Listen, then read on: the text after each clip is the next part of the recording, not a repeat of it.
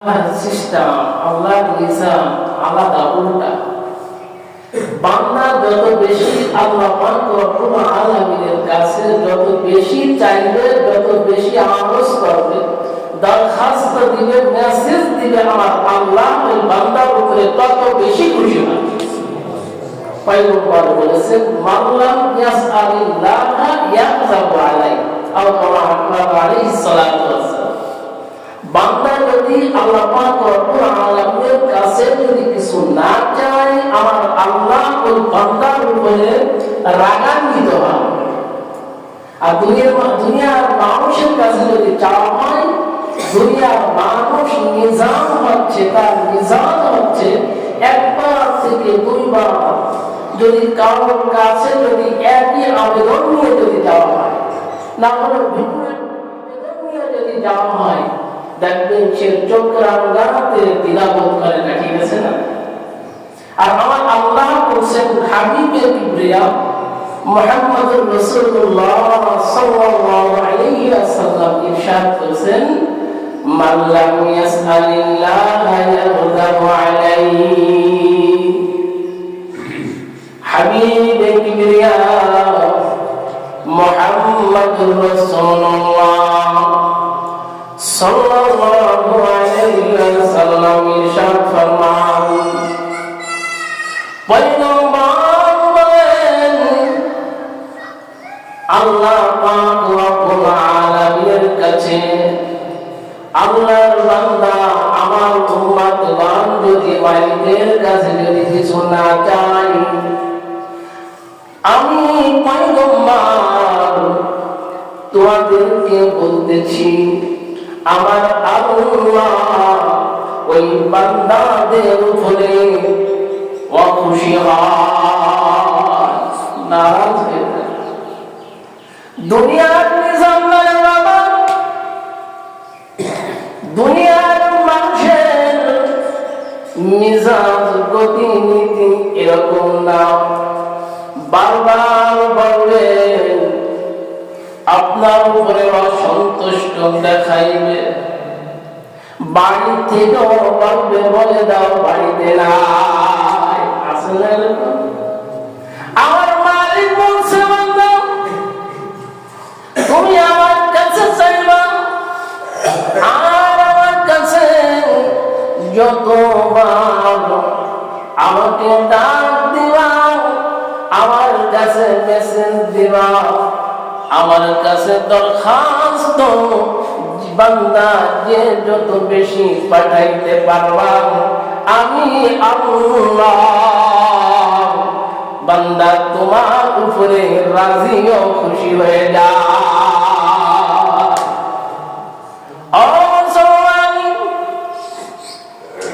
আলোচনা চলতেছিল, মিরাজ সম্পর্কে আলোচনা চলতেছিল। গত জুমায় যে আলোচনা যেখানে রেখে চলে গেছিলাম, একটু আপনাদেরকে পিছনের আলোচনা যদি না শোনানো হয়, বাবা বুঝে আসবে না। আল্লাহর পয়গম্বর উম্মে হানির ঘরে ঘুমিয়েছিলেন। জিবরিল আমিন, হযরতে জিবরিল, হযরতে মিকাইল, একত্রিত দুইজন ফেরেশতা। অন্য রাওয়ায়াতে আছে তিনজন ফেরেশতা। লান্টিন ফাঁক হয়ে গেছে, ফেটে গিয়েছেন, সাত ফেটে গিয়েছেন, সেখান থেকে অবতরণ করেছেন। আল্লাহর পয়গম্বরকে ডাকিয়া লইয়া সালাম দিয়া আবার ওই রাস্তা দিয়ে বের হইয়া হাতিমে কাবার চত্বরে নিয়ে গিয়েছেন। ঘুম ঘুম ঝিম আল্লাহর পয়গম্বরকে হাতিমে কাবার মধ্যে শোয়া দিয়েছেন। সিনা চক্কর হয়েছেন, সিনাটা করছেন খানসার মধ্যে, সামনের খানসার মধ্যে ভিতর থেকে যত নাই বুড়ি যা ছিল রে বাবা, সব কিছু খানসার মধ্যে রাখছেন।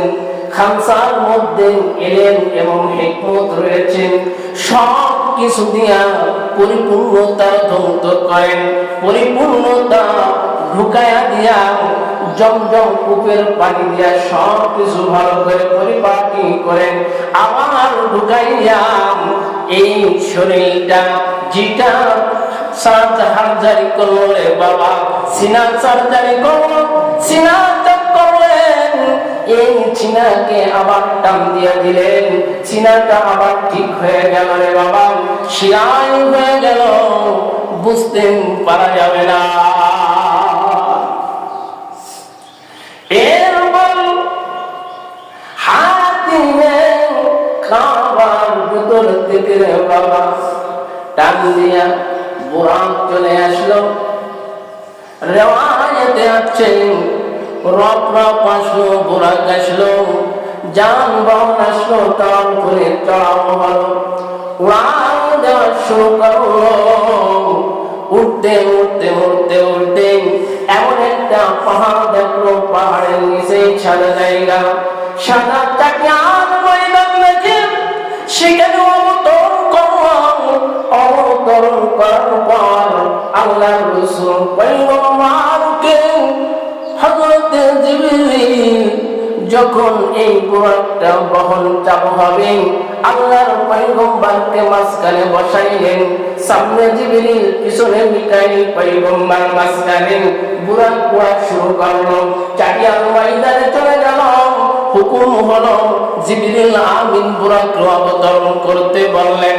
সাদা জায়গা চাকিয়ার ময়দান জিজ্ঞাসা করা হলো, এখানে কি হবে? ইয়া রাসূলুল্লাহ, এখানে আপনি 2 রাকাত নামাজ আদায় করেন, এই সেই জমিন যে জমিনের নাম হচ্ছে ইয়াসির।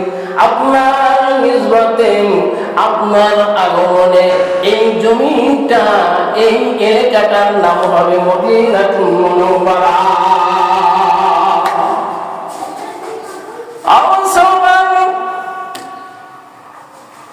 আল্লাহর পয়গম্বর নামাজ আদায় করলেন, আবার বুরাক উঠলেন, রওনা করলেন। উঠতেছে উঠতেছে, যেতে যেতে একটা পাহাড় দেখা যায়, ওই পাহাড়ে অবতরণ করতে বললেন, ওই পাহাড়ে 2 রাকাত নামাজ আদায় করতে বললেন। বললেন জিবরিল, এই কোন পাহাড়? এই সেই পাহাড় আল্লাহর নবী হযরত মুসা যে তুর পাহাড়ে আল্লাহর সঙ্গে কথোপকথন করেছিলেন, নবুয়ত প্রাপ্ত হয়েছিলেন, তাওরাত কিতাব নিয়ে আসছিলেন কওমদের কাছে। এই সেই পাহাড়, যে পাহাড়ে আল্লাহর নবী মুসা পয়গম্বরের সঙ্গে আমার আল্লাহ একই সঙ্গে 300 বার কথা বলে।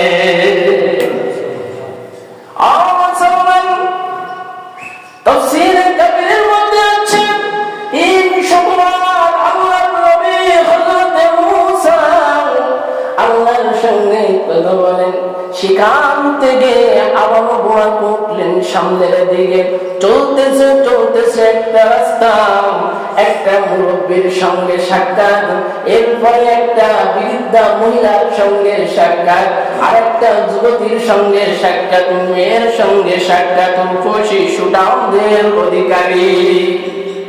জিবরিল আমিনের কাছে পয়গম্বর জিজ্ঞাসা করলেন, ভাই জিবরিল, এই 3 জন কারা? পয়গম্বর বললেন, জিবরিল বললেন, চলেন ইয়া রাসূলুল্লাহ, সামনে অগ্রসর হন। সামনে অগ্রসর হওয়ার পর একটা পাহাড় দেখা যায়, ওই পাহাড়ে অবতরণ করতে বললেন, নামলেন, বুরাক নামলেন। বুরাকের থেকে বলতেছে, জিবরিল আমিন বলেন, ইয়া রাসূলুল্লাহ, এই পাহাড়ে আপনি 2 রাকাত নামাজ আদায় করেন। এই কোন পাহাড়? এই কোন জায়গা? এই জায়গায় কিতাব ছাড়া, হযরত ঈসা পয়গম্বর বৈধ অবস্থায় আল্লাহ হযরত ঈসা পয়গম্বরকে দুনিয়ায় পাঠায়।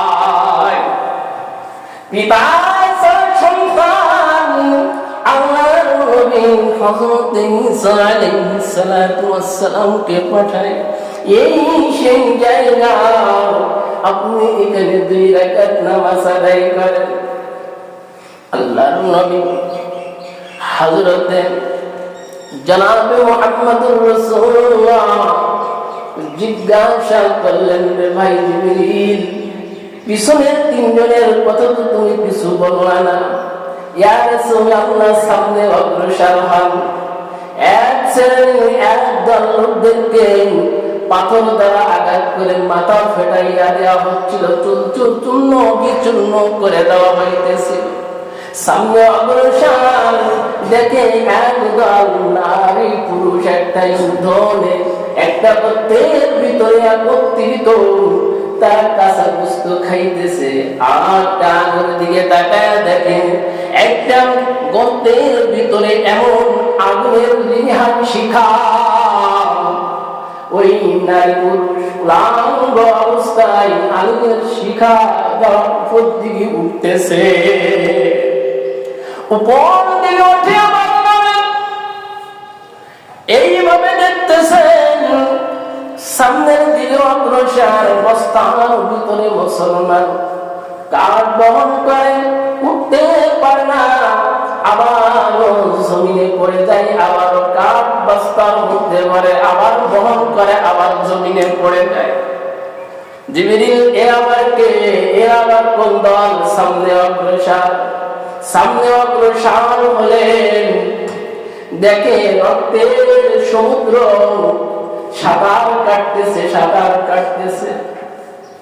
কে যেন দাঁড়িয়া সাঁতার কেটে যখন ক্লান্ত অবস্থায় যখন নদীর কিনারায় চলে আসেন, আবার পাথর মেরে তাদেরকে আবার তলিয়ে দেয়। জিবরিল জিজ্ঞাসা করে, কি এ আবার কোন দল?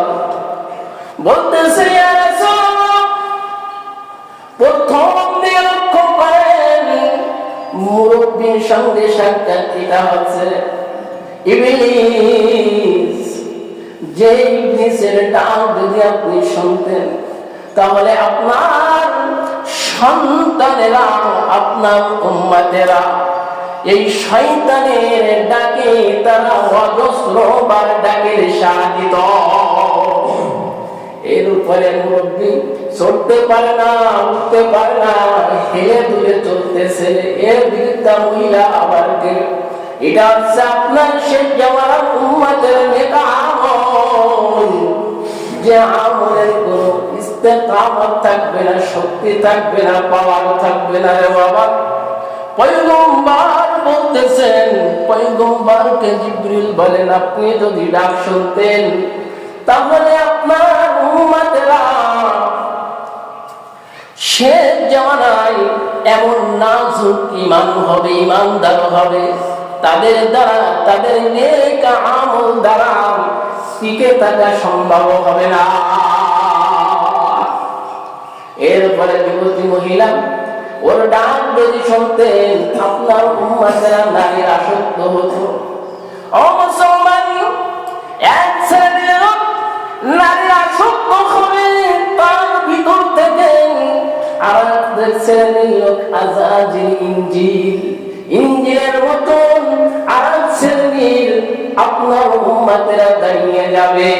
গাড়ি যেমন, ট্রেন যেমন, ইঞ্জিল যেমন গাড়ি আপনাকে বহন করে টেনে নিয়ে যায়, আপনার উম্মতদের ভিতরে যে সমস্ত উম্মতেরা আছে, গুনাহগার আছে, নারীর আসক্ত আছে, নারী দেখলে মাথায় কাজ করে না, গুনাহের জন্য তার মনটা জয় দিয়ে সামনে ধাবিত হতে থাকে। ওর ভিতর থেকে এমন এক শ্রেণীর উম্মত থাকবে, তারা এই গুনাহের কাছ থেকে তাদেরকে বারণ করে করে জান্নাতের দিকে নিয়ে যাবে। এরপরে মুসলমান মাথার চুল বিছে বলতেছেন, ইয়া রাসূলুল্লাহ, ইয়া হাবিবাল্লাহ, আপনার শেষ জামানার উম্মত যারা নামাজ জীবনে পড়ি না, নামাজের অলসতার কারণে তাদের আজকে এই শাস্তি হইতেছে। জিবরিল আমিনের কাছে জিজ্ঞাসা করলেন, ভাই জিবরিল, এদের মেয়াদ কত পর্যন্ত, সীমারেখা তুমি আমাকে জানাতে পারোনি?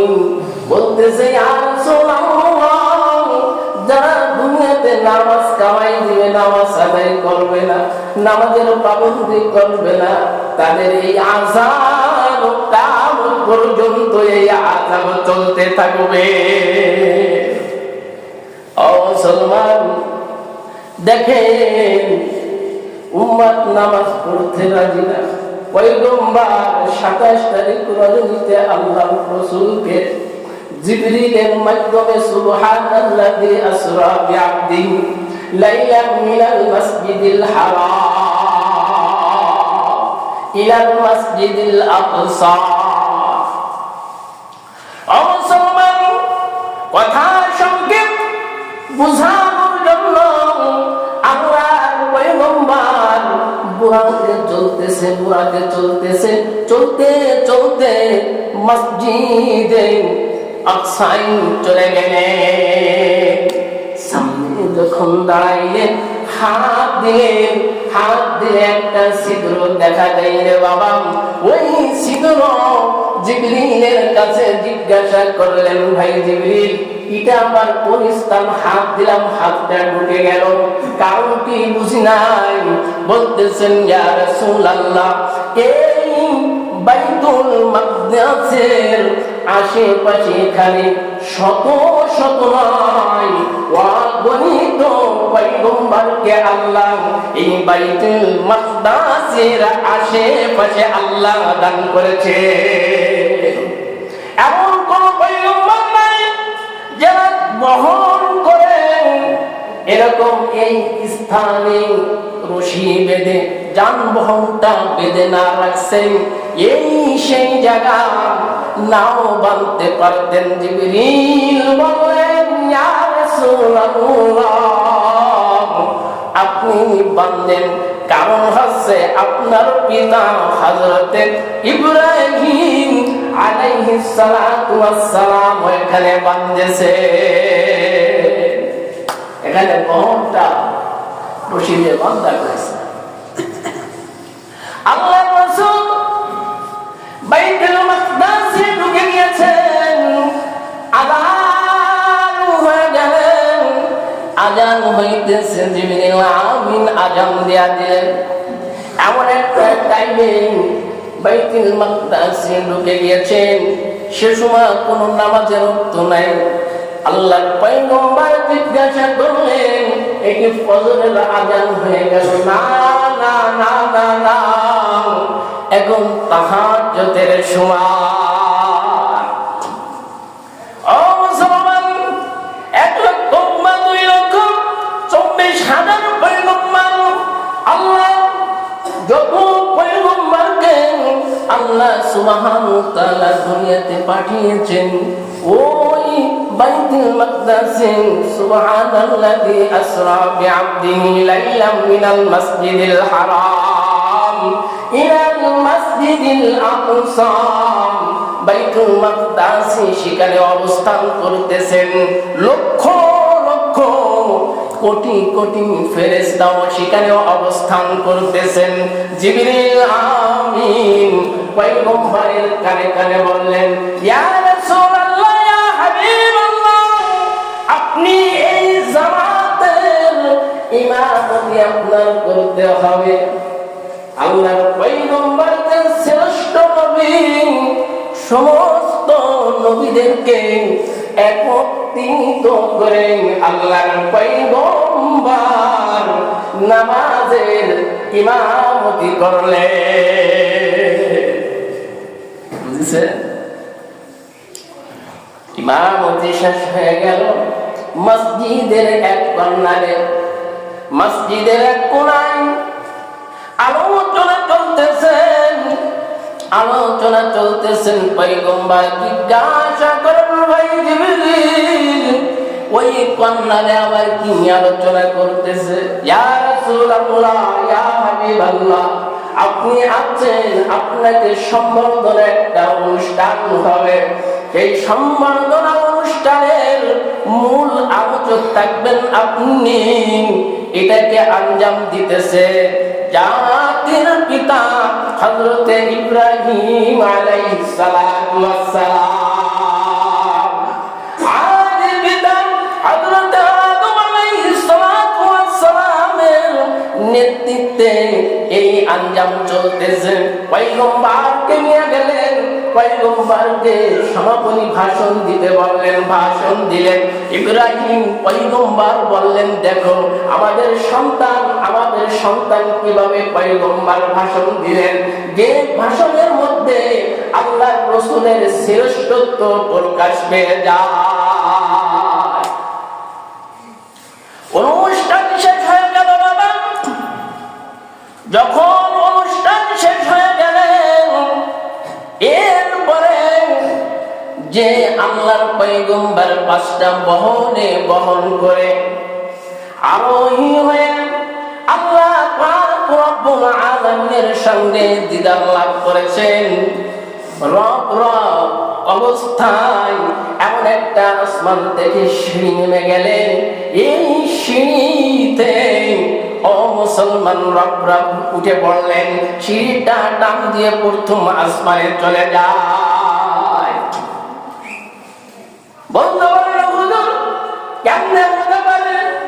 আপনার সন্তান, আপনার পিতা যদি প্যারালাইসিসের রোগী হয়, 10 তলার উপরে যদি এই ট্রিটমেন্টের হাসপাতালের যদি ব্যবস্থা থাকে, কিভাবে উঠাইবেন? লিফটিতে আপনার সন্তান, আপনার পিতাকে আপনি উঠাইবেন কিনা? হুইল চেয়ারে করে উঠানো হয়।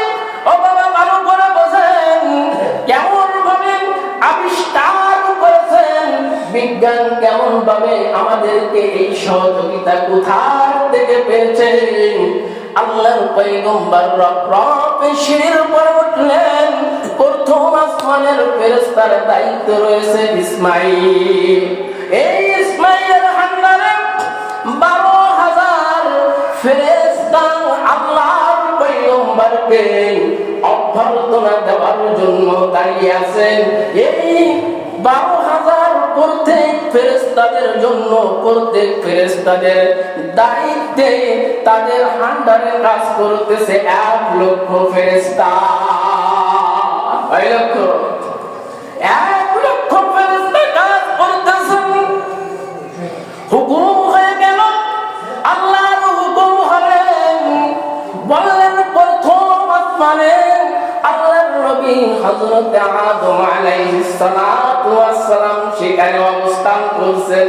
একজন মুরব্বী একবার ডান দিকে একবার বাম দিকে তাকায়, যখন ডান দিকে তাকায় আর যখন বাম দিকে তাকায়, ডান দিকে তাকাইলে চেহারার মধ্যে উজ্জ্বল, আর ডান দিকে তাকাইলে চেহারার মধ্যে উজ্জ্বল, বাম দিকে তাকাইলে চেহারাটা মলিন হয়ে যায়, চেহারার মধ্যে বিবর্ণ ভাব হয়ে যায়। জিজ্ঞাসা করলেন, ও ভাই জিবরিল, এই অবস্থা কেন? ইনি হচ্ছে আদি পিতা হযরত আদম আলাইহিস সালাতু ওয়াস সালাম। কথা বা কথন হলেন, কথা বা কথন, এর ভিতরে 3 জন নবী সালাম দিয়েছিলেন। আসসালামু আলাইকুম ইয়া রাসূলুল্লাহ, আসসালামু আলাইকুম ইয়া আউয়াল, আসসালামু আলাইকুম ইয়া আখির। আর এক নবী বলেন আসসালামু আলাইকুম ইয়া হাশিম, বনি হাশিম বলে সম্বোধন করেন। বলছেন এই সালাম কে দিলেন? প্রথমে সালাম দিয়েছেন হযরতে ইব্রাহিম, তারপরে হযরতে আদম, এরপরে হযরতে ঈসা, এরপরে ঈসা, মুসা, হারুন আলাইহিস সালাতু ওয়াস সালাম এই নাম বলে সম্বোধন করতে থাকে। কেন ডান দিকে বাম দিকে তাকাইলেন? ডান দিকে তাকাইছেন আপনার গুনাহগার উম্মত যখন নেক কাজ করেছে, নেক কাজ করে জান্নাতের চেহারা দেখা যায়।